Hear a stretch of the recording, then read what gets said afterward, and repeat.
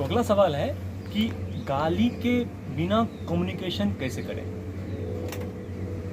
ये सवाल लोगों के लटपटा होगा, लेकिन मैं आपकी भावना समझ सकता हूँ। गाली एक टूल है, गाली एक टूल है आपके बातों में वजन लाने के लिए, लेकिन ये सब बातें हैं कमज़ोर लोगों की।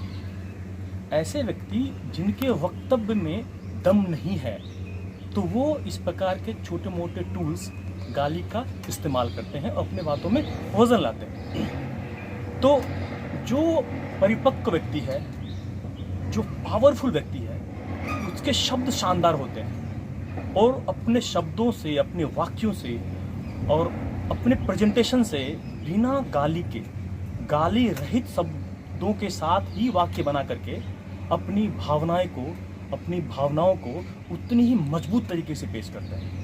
तो ये आपका डिसीजन है कि क्या आप कमज़ोर व्यक्ति की तरह अपने वक्तव्य में गाली जैसे टूल का इस्तेमाल करके पावरफुल वाक्य क्रिएट करेंगे, या फिर एक पुरुषार्थ वाली चीज़ें लेंगे, अपना वर्ड स्टॉक अच्छा करेंगे, अपनी शब्दकोश बड़ी करेंगे और बिना गाली के भी अपने बातों में वजन लाएंगे। So decision is yours again.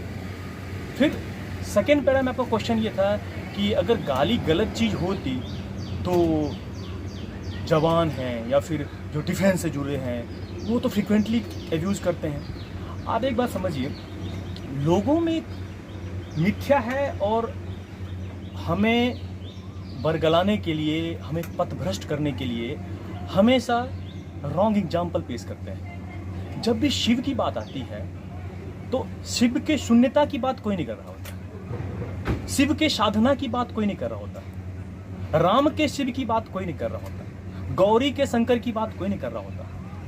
लेकिन सबको पता है भांग, शिव का बात आया तो दिमाग में आया भांग, शिव का बात आया तो दिमाग में गाजा, राइट।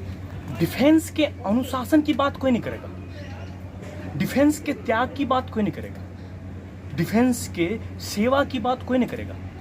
लेकिन आपके सामने रॉन्ग एग्जाम्पल, हमेशा से एक ऐसा एग्जाम्पल जो कि आसान हो कॉपी करना, पुरुषार्थ है, ठीक है, इंटेंशन सही है, तो all the time instead of using such reference point, लोगों को क्या करना चाहिए, आपके सामने डिफेंस के अनुशासन की बात करनी चाहिए, आपके सामने डिफेंस के त्याग की बात करनी चाहिए, आपके सामने डिफेंस के जीत और मेहनत, बलिदान की बात करनी चाहिए, लगन की बात करनी चाहिए। लेकिन होता क्या है, सिमिलरली इन सब बातों को हटा करके एक ऐसा रेफरेंस पॉइंट बनाया जाता है आपके दिमाग में जिससे कि आप पथभ्रष्ट होते रहें। एक तो दो वे में काम होता है, एक तो जिनका एग्जाम्पल दे रहे हैं, जिन बड़े चीज़ों का, जिनका आपके जहन में, जिस चीज़ का आपके मन में इमेज बड़ी है,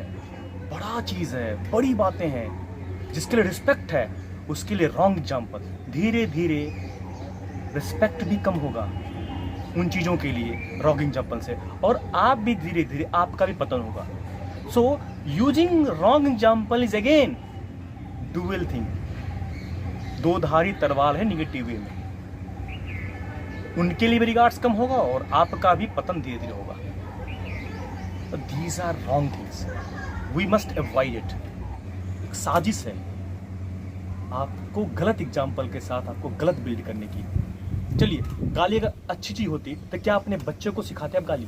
जब आपका बच्चा पता चलता है कहीं अब्यूज कर रहा था, छोटा बच्चा 8 साल का, 10 साल का, तो आपको तकलीफ होती है, no no no this is wrong, हमारा बच्चा ऐसे हो सकता है। तो all the time your words, आपके वाक्य, आपके शब्द आपके चरित्र को साबित करते हैं, आपके परवरिश को साबित करते हैं, आपके अपब्रिंगिंग को साबित करते हैं। और आप चाहते नहीं कभी कि आपका बच्चा गाली दे, तो आप खुद के लिए गाली जस्टिफाई कैसे कर सकते हैं? जो अच्छी चीज़ें आप बच्चों के लिए सोचते हैं, जो चीज़ें बुरी है आप सोचते हैं मेरे बच्चों में ना आए, वो चीज़ें आप खुद इनहेरिट कैसे करेंगे?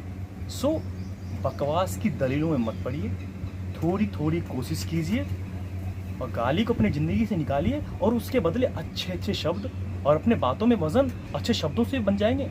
बिल्कुल आप निश्चिंत रहें, आप कोशिश कीजिए। अगला दिक्कत कुछ भी हो, अगले प्रश्न के साथ खुद सामने आइए। हमारी कोशिश होगी उत्तर जरूर मिलेगा। कमेंट बॉक्स भी हाजिर है। Thank you.